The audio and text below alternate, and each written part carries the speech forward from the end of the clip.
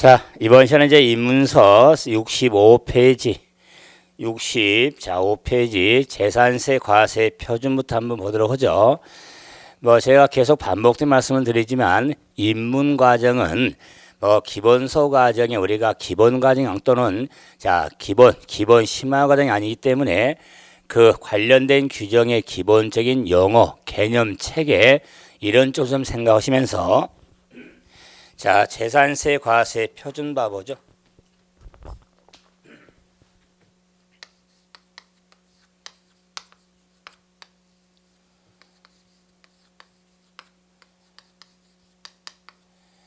우리가 과세 표준 용어는 세금을 계산하는 기초가 되는 가액 또는 수량을 말해서 이 재산세 과세 표준도 계산 단위에 따른 종가세하고 종량세로 크게 구분이 되어지는데 재산세도 종가세 가액으로 계산이 이루어지지 수량으로는 적용되지가 않죠.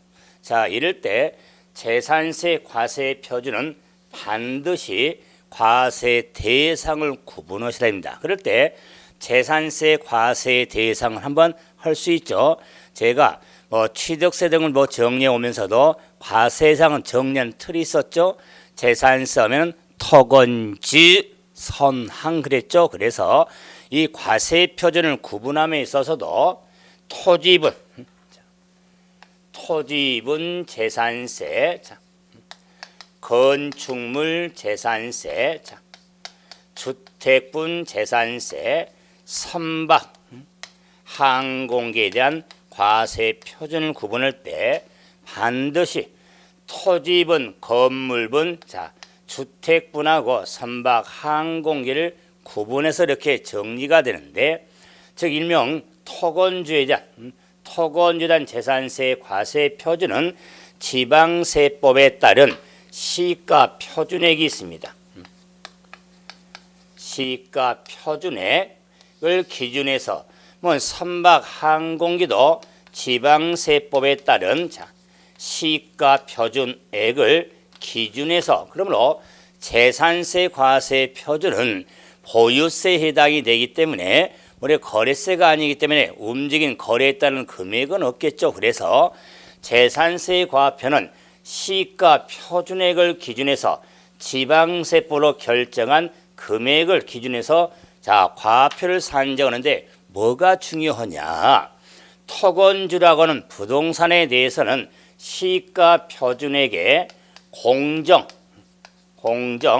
시장가액 비율이라는 게 있습니다. 그래서 공정 시장가의 비율을 곱하여 산정한 가액을 시가, 우리가 표준액에 비율을 곱한 금액을 과세 표준으로 한다면 선박, 항공기는 곱하기가 없다는 게 중요하죠. 이랬을 때 공정 시장가의 비율은 재산세 과세 표준을 탄력적으로 적용하려고 만든 비율이 공정시장가 비로서, 즉 탄력적으로 과표를 적용하기 위해서 만든 비율이 공정시장가의 비율이라고 하는데, 이때 이 탄력적인 비율이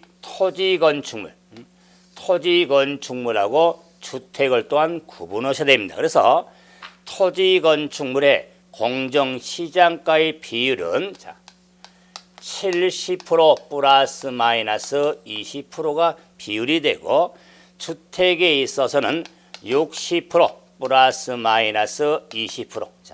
이렇게 저는 정리를 요하는데, 즉 70%에 20% 더하고 빼죠. 그래서 50%에서 90%까지, 주택은 20% 더하고 빼니까 40%에서 80%가 공정시장가의 비율이 되는데, 그래서 그 말은 재산세 과표를 결정할 때 토건주에 대해서는 딱 법률로 그 과표에 적용되는 비율의 시장가 비율을 딱 범위를 좀 정해놨습니다. 그 범위 내에서 탄력적으로 적용하라 그 말이에요. 그래서 법률로 그 50에서 90% 범위, 40에서 80% 범위를 법률로 정해놓고 그에 따른 시행령으로 왜 70% 플러스 마이너스 60% 과세를 제가 강조하냐면은 2016년도 자 지방세법 시행령이 아직 개정안이 아직 개정 통과되지 않았지만 제가 개정안도 한번 보면은 내년도에 공정시장가의 비율이 시행령으로 토지 건축물은 70%가 될 것이고 자 주택은 60%가 적용이 되어질 겁니다.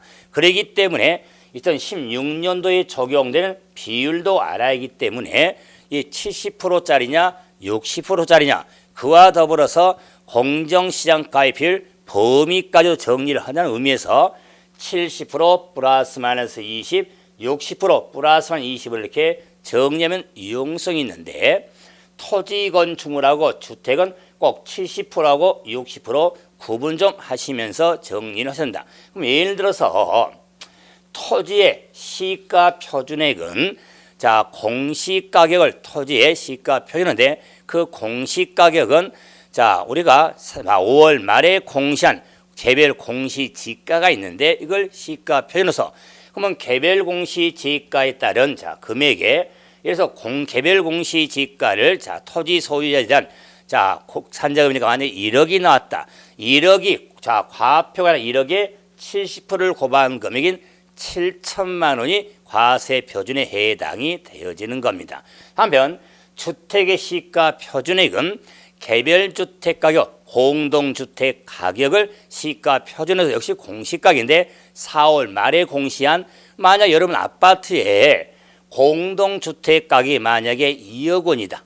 만약에 이럴 경우 여러분 주택 불이한 재산세의 과표는 2억 원이 아니라 그 2억 원의 시가 표준액에 60% 고반 금액인 1억 2천만 원이 과세 표준에 해당이 되어지는 겁니다. 그래서 토건주의 대상상 고박이가 있다는 걸 꼭 염두에 두면서 그런데 이 재산세 과표를 결정함에 있어서 재산세 납세 의무는 자 개인 소유 재산이나 법인 소유 재산이나 재산세가 부과가 되는데 재산세 과표를 결정할 때는 개인과 법인 관계없이 시가 표준액을 기준해서 부과가 되어지는 겁니다.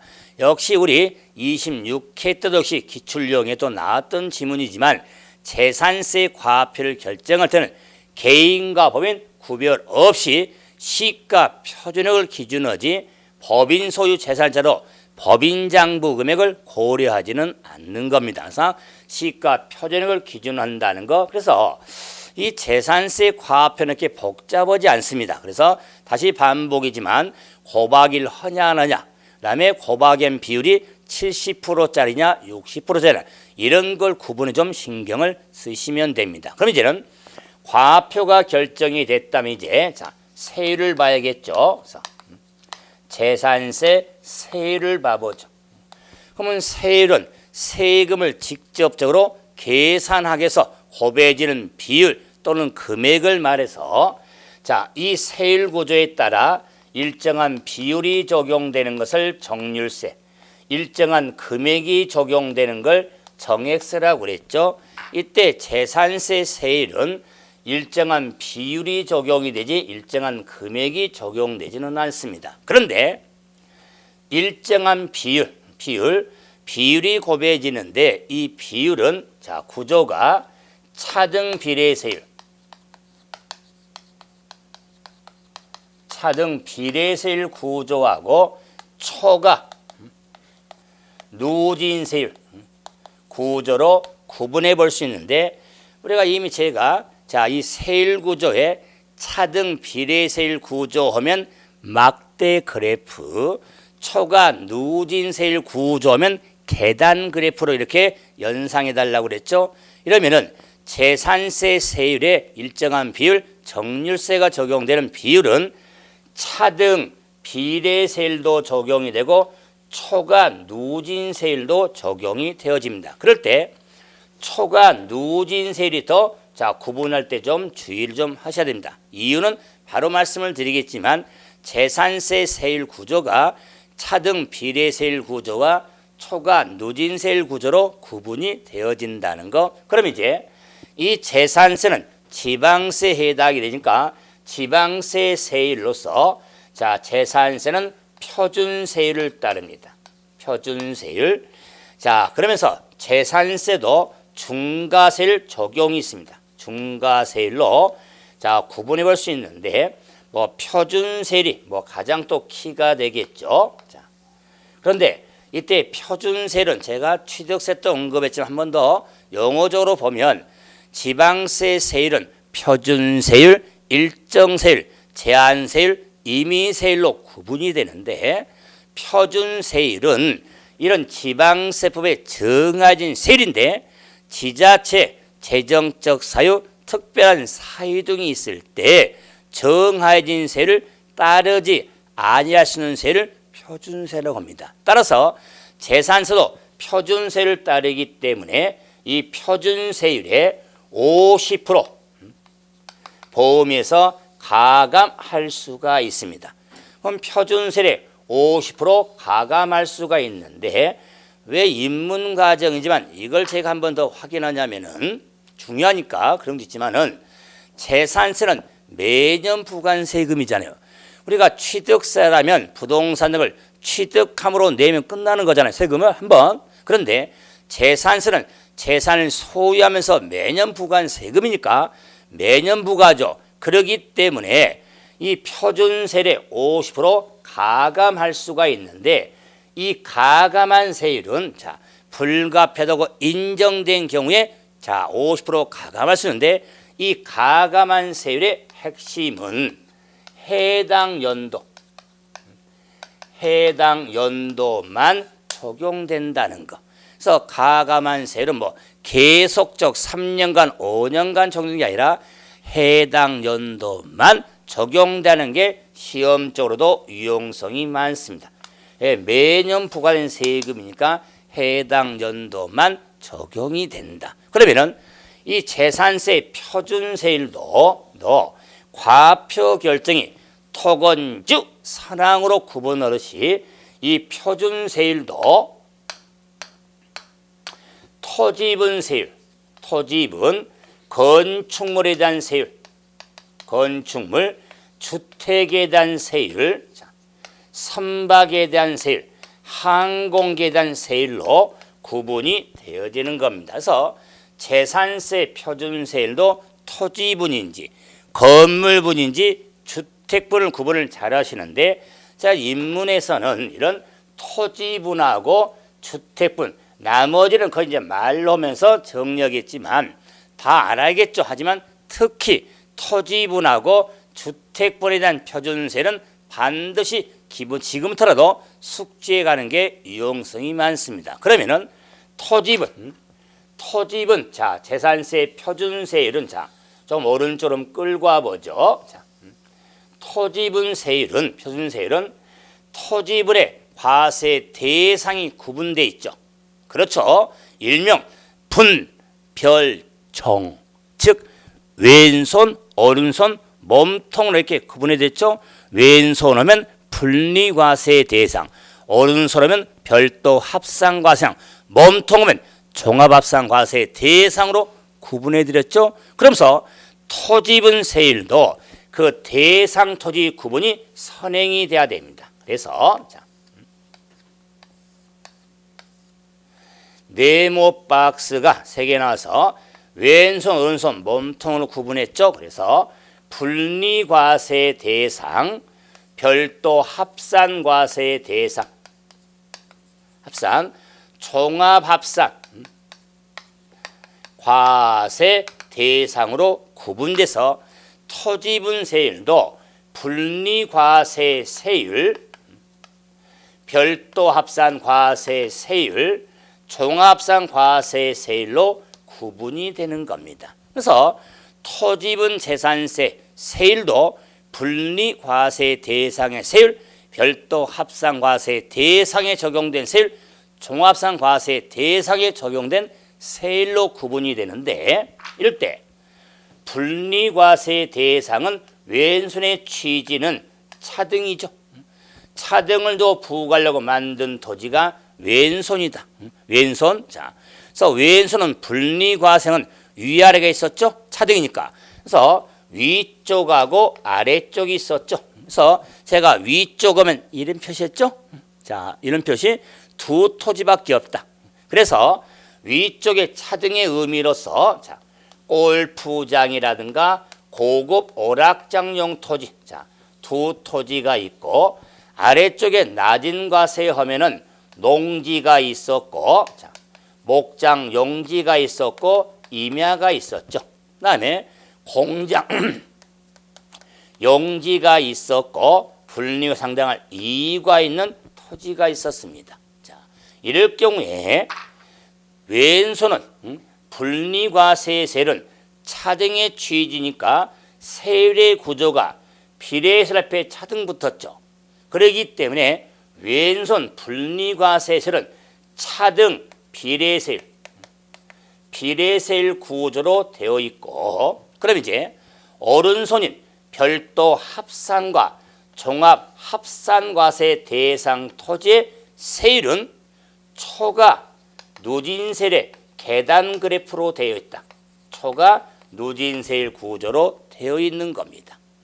자, 이럴 때 자, 분리과세 세율과 별도와 종합상과세 세율을 구분할 때도 토지분이 선행이 돼서 구분을 하셔야 되는데, 그럴 때 차등의 취지로서 자, 높은 과세와 낮은 과세니까 높은 과세는 골프장 고급 오락장용 토지는 1000분의 40, 4% 비례세율이 적용이 됩니다. 4% 비례세율. 그런데 농지, 목장, 임야, 농지라든가 목장, 임야의 분리과세 세율은 낮은 과세의 취지가 되기 때문에 0.07, 1000분의 0.7이 적용이 됩니다.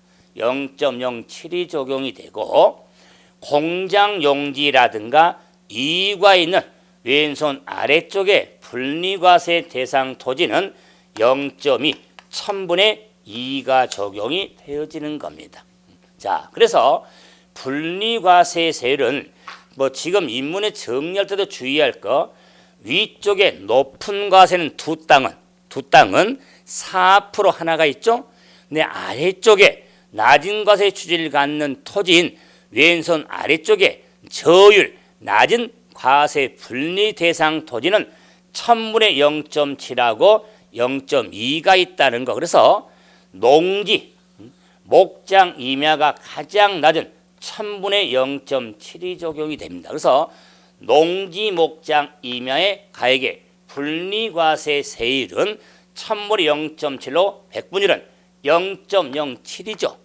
그래서 저는 기억을 할 때 0.07이니까 007이죠.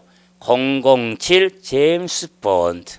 그래서 007 농지, 목장, 임야가 가장 재산세 세율이 낮거든요. 가장 낮은 게 007이다. 그 말이에요. 007을 이렇게 정리해 주시면 농지, 목장, 임야가 적용이 되죠. 굳이 자, 그 나머지 공장, 용지라든가 이익과 있는 토지는 0.2잖아요. 이익과 있으니까 2다. 그 말이에요. 이렇게 좀 맞대 주시면 좀 구분이 좀 되어질 거다. 공장, 용지도 007 아닙니다. 0.2가 적용이 되어지죠. 그런데 이제 별도 합산, 종합세는 초과 누진세율 구조인데 계단 그래프라고 그랬죠. 그럼 계단 그래프는 계단이 몇 계단이냐? 3단계로 돼 있다. 3단계. 종합 합산과세 세율도 3단계로 되어 있습니다. 3단계. 뭐 최저 만약 구간이 세 구간은 구분되어 있는데 별도면 뭐 1억 서십니까? 뭐 2억 서 우리가 자, 뭐 100억, 10억 준다든가 아니면 자, 5천에서 뭐 1억 이렇게 구분이 되어 있는데 이런 의미는 지금 생각할 필요 없습니다. 초과 누진세율 구조인데 최저 별도 합산은 3단계로서 0.2에서 0.4까지 3단계 초과 누진세율 구조가 적용이 됩니다.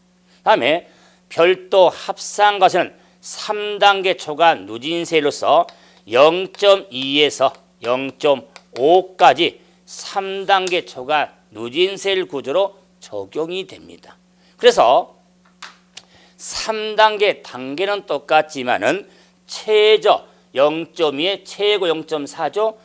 종합합산은 최저 0.2고 최고 0.5죠. 이거 구분하셔야 됩니다. 그랬을 때 저는 이런 정리 암기틀을 알려드립니다. 별도 합산, 별도 합산의 별 0.2에서 0.4죠. 그래서 별이사, 변리사나 우리가 특허 등의 소송을 대리하는 변리사가 있죠. 그게 변리사나 어감이 좀 참 전달되잖아요. 그래서 별리사다 그 말이에요. 그러면은 종합합산은 종합합산의 종 0.2, 0.5가 되죠. 그래서 자 특허 등의 별리를 변리사가 종이에 쓴다 그 말이에요. 종이오 종이에 쓴다 그 말. 그럼 변리사고 종이에든 종이오든 오가 이렇게 구분이 돼서 변리사 종이오 이렇게 초가 누진셀이 구분이 되어지는 겁니다. 자 하나가 더 남았지만 변리사 종이오 이런 틀을 잡을 수가 있죠. 가서 토지분 세율은 이렇게 뭐 왼손의 위쪽인 두 땅은 4%고 아래쪽인 007이고 0.2고 오른손은 변리사고 몸통은 종이요. 이렇게 세일만 암기되는 게 아니라 이 세일로 꼭 암기를 하겠지만은 대상 토지 구분이 선행이 되어야 왼손 땅인지 오른손 땅인지 몸통 땅인지를 구분해야 세율이 구분이 되어지는 겁니다. 자, 그럼 이제는 건축물 하면은 뭐 4%짜리, 0.5짜리, 0.25짜리가 있는데 뭐 지금 듣고 넘어가 됩니다. 인문에서는. 근데 이제는 주택분의 세율은 반드시 자, 구분하셔야 되는데 자, 4% 비례세율 4% 비례세율과 4단계 초과 누진세율 구조로 구분이 됩니다. 근데 4단계 초과 누진세율은 0.1에서 0.4까지 4단계 초과 누진세율 구조가 있는데 따라서 주택분의 재산세 세율도 비례세율 구조와 초과 누진세율 구조가 구분해서 적용이 되는데 그러면 자 4% 비례세율은 별장에 대해서 주택분 재산세로 4% 비례세율이 적용이 됩니다. 끝. 그럼 4% 주택분에 비례세율이 적용되는 건 별장에 대해서만 4% 비례세율이 적용이 됩니다. 그러면은 4단계 초과 누진세율은 자, 별장 외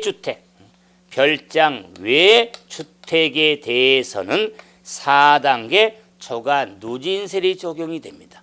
그럴 때 자, 별장 외 주택이니까 여러분의 단독주택이든 공동주택이든 재산세 부과세율은 4단계 초과 누진세율로 부과가 되어지는 겁니다. 4% 비례세율이 아니라. 자, 그런데 뭐가 중요하냐면 별장 외주택이죠. 별장 외주택은 자 4단계 초과 누진세율이 적용되는데 별장도 우리가 지방세법상 사치성 재산, 토지분해, 골프장, 고급 오락장용 건축물 땅도 사치성 재산이잖아요. 그런데 지방세법상 사치성 재산에 고급 주택이 있죠. 고급 주택. 자, 그래서 재산세를 부과할 때 재산세입니다. 고급 주택 개념은 적용되지 않습니다. 별다른 취급을 안 한다 그 말이에요. 그래서 고급 주택에 재산세를 부과할 때는 4단계 초과 누진세로 부과하지 사치성 할지라도 4% 비례세율이 아닙니다. 재산세 주택분세를 때 반드시 기억하고 앞으로 정리해야 될 게 고급주택입니다. 재산세는 고급주택 개념이 적용되지 않는 지방세다. 따라서 고급주택에 재산세를 부과할 때는 4% 비례세율이 아니라 4단계 초과 누진세율로 적용이 되어지는 겁니다. 따라서 이 4단계 초과 누진세율의 주택분이잖아요. 주택분의 4단계 초과 누진세율은 0.1에서 0.4까지죠. 그래서 자, 우리 토지분의 오른손, 변리사, 몸통, 종이하고 최저채가 비슷하죠. 그래서 주택분은 4단계 초과 누진입니다. 4단계인데 0.4니까 주택분의 주. 자, 0.1에 1, 0.4에 4. 그래서 주 1, 4다 그 말이에요. 성은 주시고 이름이 일사입니다. 주일사의 직업이 뭐냐면 변리사다 그 말이에요. 그 변리사가 특허 등을 종이에 쓴다 그 말이에요. 소송 대리를. 자, 그러기 때문에 주일사, 변리사, 종이요. 이렇게 초과 누진세를 정리하면 되는데 결론부터 선박이나 항공기도 비례세율 구조밖에 없습니다. 따라서 재산세 세율의 초과 누진세율은 세 군데 있는데 별장을 제외한 주택분하고 주일사, 자 토지분의 오른손하고 몸통이 있죠. 주일사, 변리사, 종이호가 있죠. 뭐가 결론이냐면 자 주택분의 별장을 제외한 주택과 자 오른손하고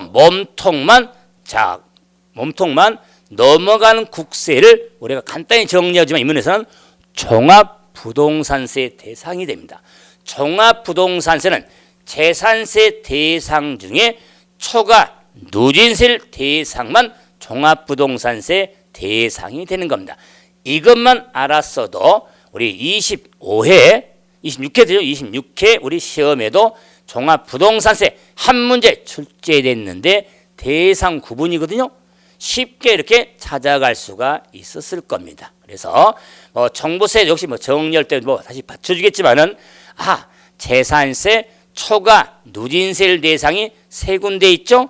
주일사, 변리사, 종이요. 이런 세 대상만 끌고 간 국세가 종합부동산세가 된다는 걸 확인할 수가 있게 될 겁니다.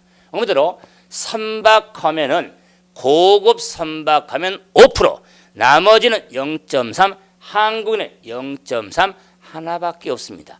이게 재산세 표준 전부인데 그래도 토지분하고 주택분에서는 기본서 과정서부터 설명도 연관도 좀 지어드리겠지만 구분하셔야 되니까 토지분과 주택분의 신경을 한번 써드렸죠. 자, 그럼 이제 이런 표준세율에 재산세도 중과세를 적용이 있습니다.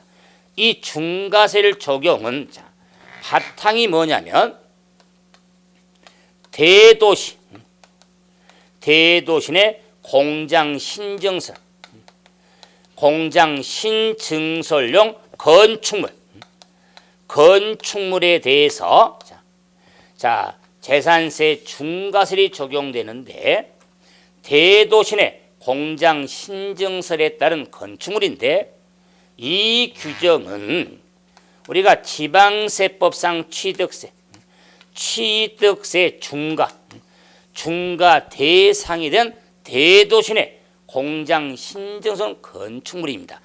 자, 취득을 할 때도 취득세 중과 대상 물건이 이걸 사용하는데 재산세도 중과세를 하겠다 그 말이에요. 그런데 재산세 중과세는 뭐가 키포인트냐면 이 중과세율이니까 그러니까 이 중과 배수가 5배가 되거든요. 5배 중과인데 그 5배가 건축물의 기타 일반 건축물의 적용세율이 0.25가 있습니다. 0.25의 5배로서 1.25가 적용되는 게 있는데 이 5배도 중요합니다. 중요한데 더 중요한 것은 재산세는 매년 부과한다고 그랬죠. 그렇기 때문에 이 재산세 대도시 내 공장 신증설의 중과도 매년 적용하는 게 아니라 이 5배의 중과도 최초 과세 기준 1로부터 더 5년간 5년간 5배 중과세가 되는 겁니다. 그래서 최초 과세 기준 일로부터 5년간이 포인트입니다. 5년간 5배 중과세가 적용되는 겁니다. 그런데 정리할 때 몇 년간? 5년간이죠. 5년간 5배. 이런 걸 대단한 발견이라고 하는 거예요. 5년간이니까 5배. 이렇게 매치시키면 5배도 알아야 되고 5년간도 알아야 되니까 이렇게 좀 접목을 시키면 좀 정리하는데 도움이 되어질 겁니다. 그래서 재산세, 표준세율과 중과세를 한번 기본 틀을 한번 다 살펴드렸죠. 이 재산세 세율도 이게 전부 내용이 아닙니다. 자, 참고에 나와 있지만 만약에 집이라든가 땅을 집에 대해서 관할구역 안에 여러 땅을 가지고 있을 때 집을 2인 이상이 공동으로 또는 두 사람 이상이 또는 땅과 소유가 다를 때 이럴 경우 세율을 어떻게 적용하는지 또 여러 채 집을 가지고 있을 때 어떻게 적용하는지 이런 내용들을 우리가 세율 적용 내용들로 삼아 후에 정리를 하게 될 텐데 공부할 때는요 이 기본도 기본이지만 그런 내용들이 많이 어려워져. 집을 여러 채 가지고 있다 관할구역 안에 그래 어떻게 할 것인지 집의 땅과 소유가 다를 때 또 집을 두 사람이 공동 소유했을 때 또는 관할구역 안에 있는 토지를 여러 군데 가지고 있을 때 또는 같은 세율이 둘 이상 적용할 때 어떻게 할 것인지 이런 것들의 내용은 인문에서 지금 설명을 드리면 개중 이럴 거예요. 너무 힘들다. 그래서 지금 적응한 의미가 있으니까 이렇게 단순하게 표준세율과 중과세 그 틀이 있다는 것 그러면서 어서 들어봤다 암기해서 주일사, 별리사, 종이요 이런 누진세율 구조에 주택은 고급주택 개념이 없는 세금이구나 이런 걸 한번 들어놓은 게 인문에서는 아마 도움이 되어질 겁니다. 제가 기본서 과정 할 때 기초, 기본, 심화 이런 거지 이런 식으로 간단 설명하지 않습니다. 설명할 내용이 더 많이 있거든요. 이런 바탕이 돼서 정리가 되어지니까 이런 표준세율과 중과세의 구분틀을 좀 확인 좀 하셔야 됩니다. 이제 납세 의무자 봐보세요. 재산세, 납세 의무자. 그러면 재산세, 납세 의무자는 저는 법에는 저는 정리할 때 납세 의무자 나오면은 인문서도 나와 있지만은 원칙하고 외외로 이렇게 구분해서 정리해 달라. 외 없는 원칙은 없다고 그랬죠. 원칙과 외를 구분해서 정리하는 게 오히려 유용성이 많습니다. 그래서 원칙과 외를 구분하면서 정리를 하시는 게 좋습니다. 그럴 때 재산세 납세 의무자의 원칙은 과세의 기준일 현재 재산을 사실상 소유하고 있는 자가 납부할 의무가 있습니다. 사실상 소유자가 기조 원칙은 그것도 과세 기준일 현재 매년 6월 1일 현재 재산을 사실상으로 소유하고 있는 자가 납부할 의무가 있는 겁니다. 그래서 원칙은 사실상 소유자가 납부할 의무가 있습니다. 좀 어려운 말인데 한번 듣고 한 대 넘기세요. 재산세는 지자체의 장이 세금을 부과하는데 자료 있어야 될 거 아니에요? 이게 과세 대장 자료가 있어야 되는데 그러니까 토지 대장, 건축물 대장 등을 볼 거 아니에요? 그 재산이 누구로 돼 있는지 누구 소유인지 안 그래요? 그런 게서 그런 것처럼 재산세를 대장세라고 하거든요. 그러면 토지 대장, 건축물 대장 등이 대장이죠. 이걸 우리가 공적장부 공부라고 하죠. 그래서 재산세는 원칙이 공부상 아닙니다. 사실상 소유자가 원칙이 된 겁니다. 그래서 제가 원칙과 외를 구분했을 때 정리한 건 원칙은 사실상 소유자가 납부할 의무가 있는 겁니다. 그래서 이제 사실상 소유자가 되기 때문에 공유재산, 공유재산인 경우 지분에 따른 소유 형태죠. 그 공유재산에 대해서는 지분권자가 납부할 의무가 있는 겁니다. 지분권자가 납부할 의무가 있다. 자, 그런데 이 원칙 의무를 판정함에 있어서 산 소유자인데 문제는 집입니다. 주택. 주택에 대해서는 다시 한번 재산세는 토지분 재산세, 건물분 재산세, 주택분 재산세로 크게 구분된다고 그랬죠. 그렇기 때문에 이 주택분 재산세는 이런 단독주택이 있죠. 이런 단독주택에 있어서 노란색이 땅이고 빨간색이 보이네요. 빨간색이 기와장 있겠죠. 건축물이에요. 근데 주택은 토지와 건물을 구분하지 않고 통합해서 주택분 재산세를 부과합니다. 그렇기 때문에 주거용 건축물은 갑돌이 거고 주거용 건축물의 땅은 을 겁니다. 그래서 건물의 소유와 땅의 소유를 구분소에서도 소유자가 다를 경우가 있더라 그 말. 주택 상가 아닙니다. 주택에 있어서 주거용 건축물 토지의 소유가 다를 수가 있습니다. 이 다를 경우에 재산세 납세 의무는 누구한테 있냐?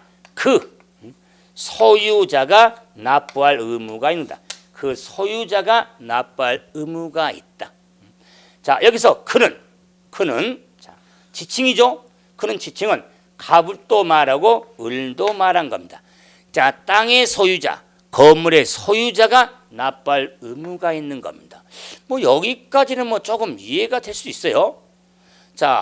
땅의 소유자가 을이면 을이 의무자고 땅의 소유자 건물 소유자 갑이면 갑이 의무자다 그 말이에요.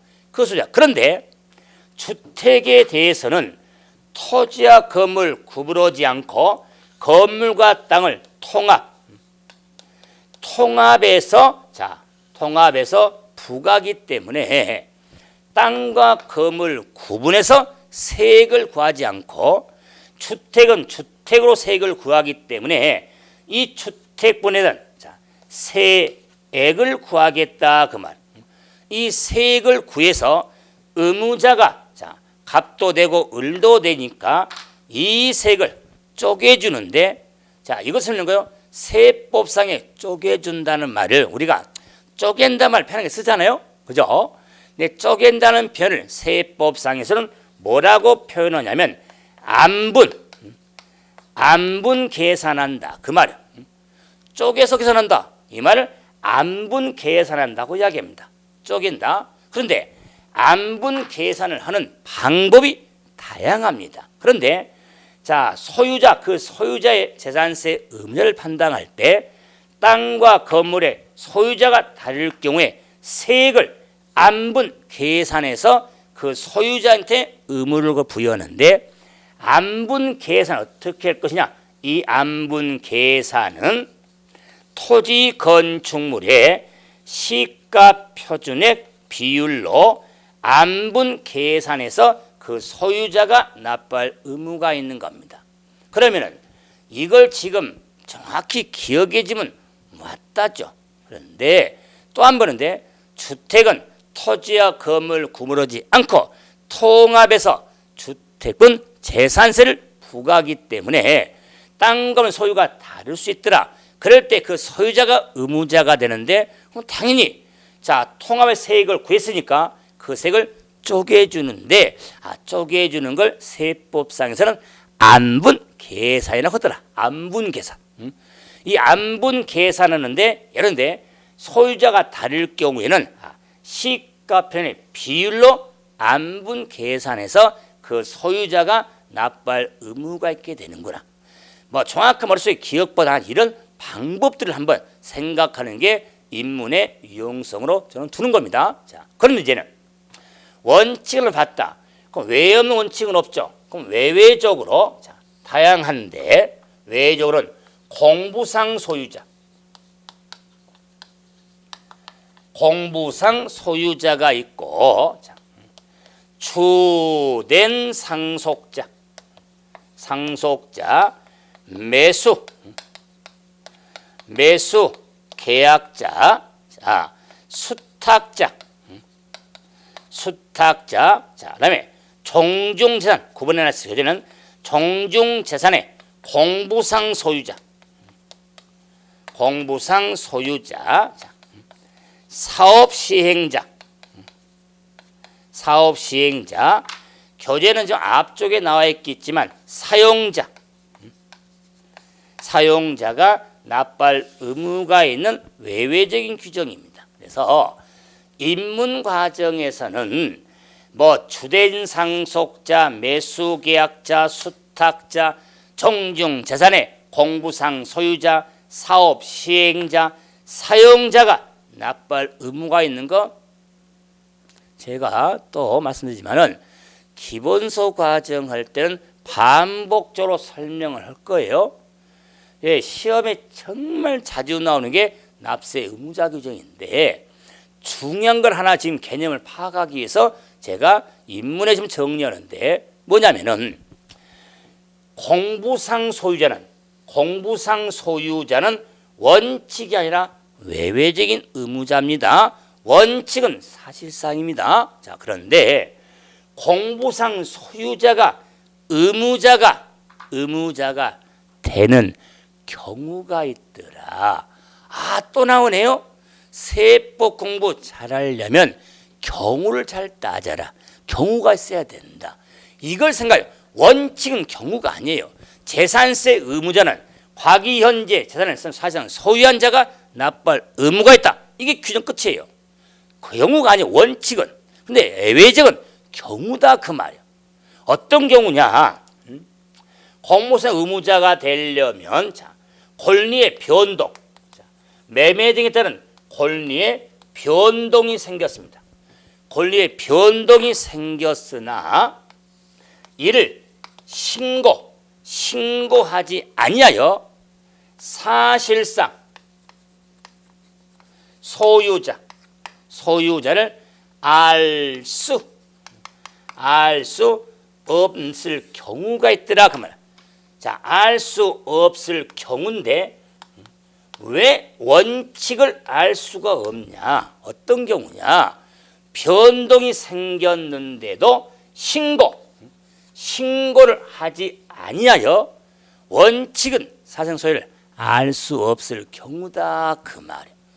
이런 경우에는 자, 원칙이 사실이지만은 외외적으로 공부상 소유자가 납부할 의무가 있는 겁니다. 그러면 이렇게 공부를 끝내면 오래 기억되겠어요?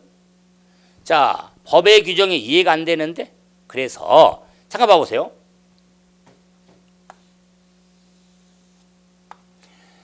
재산세, 자, 의무 성립은 과세 기준 1회 의무 성립어죠. 매년 6월 1일. 자, 뭐 성립하는데 자, 예를 들어서 5월 5일 날, 5월 어린이날에 매매가 이루어졌더라 그 말이야. 매매. 그럼 5일 날 매매가 이루어져서 자, 갑이 부동산을 을한테 매매를 했다 그 말이야. 그러면 자연스럽게 5월 5일이 잔금 지급일이요. 잔금 지급일이면 갑은 파는 사람 매도자가 되고, 자, 을은 매수자가 되겠다. 팔고 샀으니까. 자, 이럴 경우에 자, 재산세 해당 연도에 재산세는 누구한테 있을까? 재산세는 원칙적으로 과세 기준 1 현재 재산을 사실상 소유하고 있는 자가 의무자입니다. 원칙. 그러면 어린이날에 매매가 이루어졌다면 5월 6월 1일 현재 재산의 사실상 소유자는 누가 되겠습니까? 그렇죠. 산 사람이 답니다. 매수자가 6월 2일 현재 사실상 소유하고 있는 자가 되는 겁니다. 그래서 원칙적으로 산 사람이 을이 재산세 납부할 의무가 있는 겁니다. 맞아요. 이렇게 산 사람이 의무자입니다. 이 정도는요. 자, 어떤 게 나오냐면은 우리 세법 공부를 제가 서문 입장이나 할지라도 생활에 많이 들었습니다. 자, 우리가 5월 달쯤 되면 이제 방송에서도요. 자, 이런 뉴스 시간 앵커들이 그래요.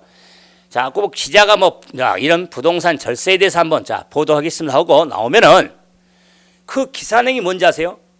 자, 이런 부동산 집을 사고 팔 때, 자, 팔고자 하는 사람은 6월 1일 이전에 파는 게 좋고요.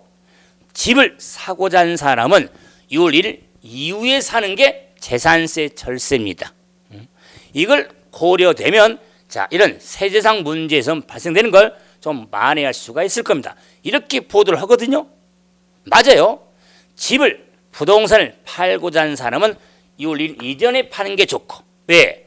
팔아버리면 산 사람이 의무자가 되니까 6월 1일 이후에 팔면은 산 사람에다 판 사람이 납부할 의무가 있기 때문에, 그래서 6월 1일 기준이니까 기준 전후에서 매매 등을 고려가 되어지는 겁니다.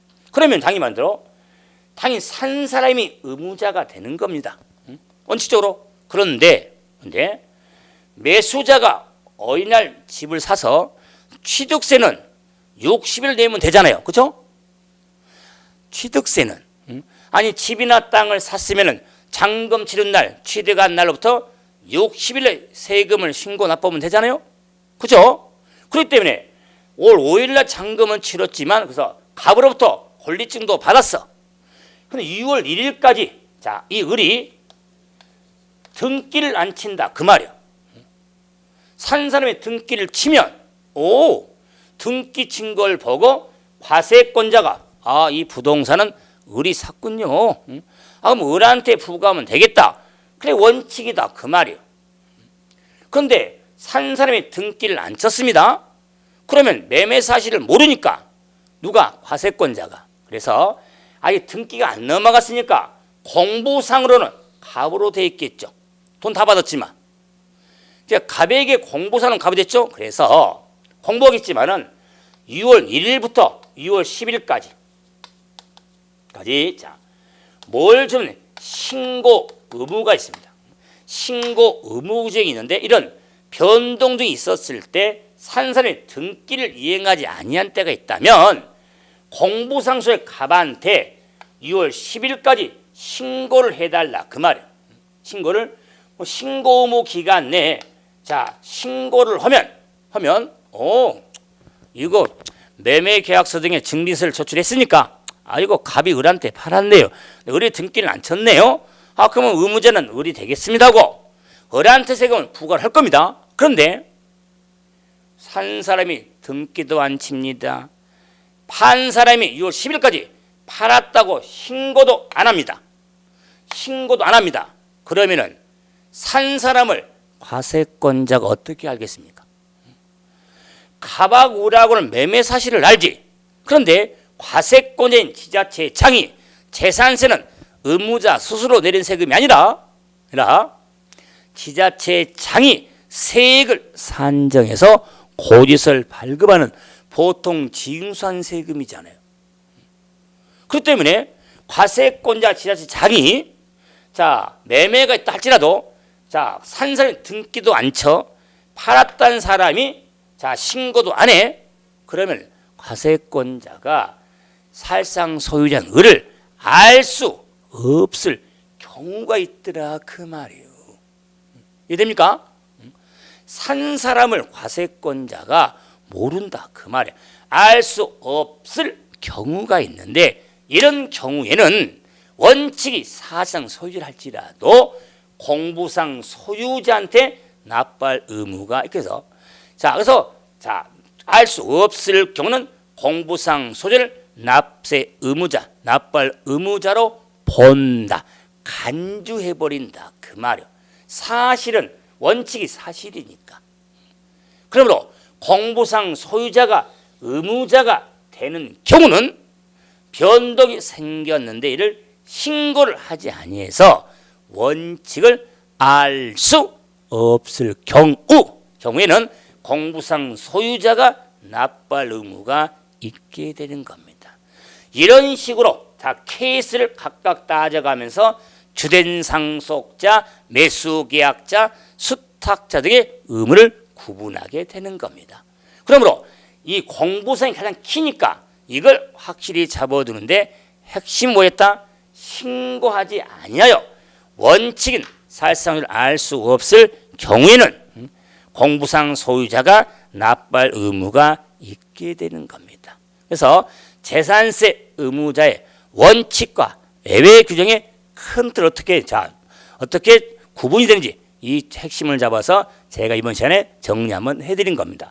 다시 말해서 기본소득 볼 때는 나머지 다 정리하고 뭐 더해둘 것이고 그림도 그려가면서 설명을 하고 또 개정 내용도 들어있거든요. 올해 16 말고 이미 개정 내용에서도 중요한 게 있으니까 그것도 짚어가면서 정리를 하게 될 겁니다. 그래서 이번 시간은 납세 의무자까지 한번 확인 한번 해드려 봤죠. 자, 이제 다음 시간에 또 뵙도록 하죠. 수고하셨습니다.